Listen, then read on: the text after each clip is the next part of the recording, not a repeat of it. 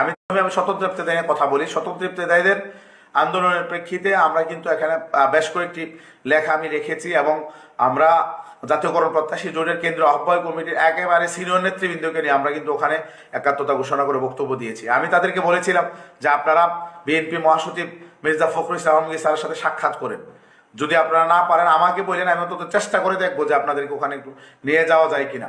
ওনারা কি করলেন, মানে ওনারা দেখা করেছেন আমি জানি না, আমি এখন পর্যন্ত দেখি নাই কোথাও, এবং যে ওনারা যে পারেননি দেখা করতে এটাও ওনারা বলেন নাই। ও মুখলেস সাহেবের সাথে ওই যে ওই দিন আমার বাংলা একাডেমিতে দেখা হয়েছে, উনি একবারও বলেন নাই ওনাদের বিষয়গুলো। তো আমরা তো একেবারে মানে গায়ে পড়ে আপনাদেরকে সহযোগিতা করতে গিয়েছি, কিন্তু আপনারা মনে হয় যে আপনাদের সহযোগিতার প্রয়োজন নেই। আমার কাছে মনে হয়েছে নাইলে তো অন্তত একবার বলতেন যে হ্যাঁ আমি বিএনপি মহাসচিবের সাথে দেখা করার জন্য গিয়েছিলাম, যাইতে পারি নাই বা সুযোগ হয় নাই বা মানে সুযোগ পাচ্ছি না, কিছুই উনি বলেননি। তার মানে মানে ওনাদেরকে গায়ে পড়ে সহযোগিতা করলে ওনারা নিবেন না, অথচ আপনারা কিন্তু স্বতন্ত্র ইফতেদায়ী যারা আছেন যে আমাদের জন্য কিছু করেন, আপনি আসেন, এই করেন সেই করেন, কিন্তু আপনাদের নেতারা তো, আমি মুখলেস সাহেবের কথাই বলবো, অন্য কথা বলবো না, ওনার সাথে পরেও আমার দেখা হয়েছে কিন্তু একবারও বলে নাই।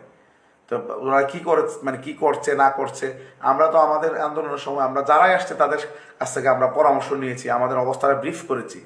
ওনাদের কাছে মনে হয় এই বিষয়গুলো ওনাদের মধ্যে নেই, আমার কাছে মনে হয়েছে। আচ্ছা, আমি আজকে মুক্তাগাছা যাওয়ার পরে স্বতন্ত্র ইফতেদায়ী ওনারা আমাকে অন্যান্যদের সাথে ওনারাও আমাকে একটা বুকেট দিয়েছেন এবং আমাকে ফুলের শুভেচ্ছা জানিয়েছেন। তো ওনারা পরে আমরা যখন বসে চা নাস্তা খাচ্ছিলাম, ওখানে ওনারা আসলেন আমার সাথে কথা বলার জন্য স্বতন্ত্র ইফতেদায়ীর ব্যাপারে। আমি তখন সাথে সাথে মন্ত্রণালয়ে একজন কর্মকর্তার সাথে কথা বলি, ওনার কাছ থেকে আমি তথ্য বের করতে পারিনি। পরবর্তীতে আপনার জয়েন্ট সেক্রেটারি আপনার মাসুদুল হক মহোদয়, ওনার সাথে আমি কথা বলি, উনি এই বিষয়গুলো দেখেন। আমি খোঁজ নিয়েছি যে কে দেখেন, উনি বলছেন যে উনি দেখেন। তো ওনার সাথে আমি কথা বললাম, বলার পরে উনি বললেন যে ওনাদের বিষয়টা প্রধান উপদেষ্টার দফতর থেকে 4টি শর্ত দিয়ে ওনাদের বিষয়টা মানে ফাইলটা পাঠানো হয়েছে।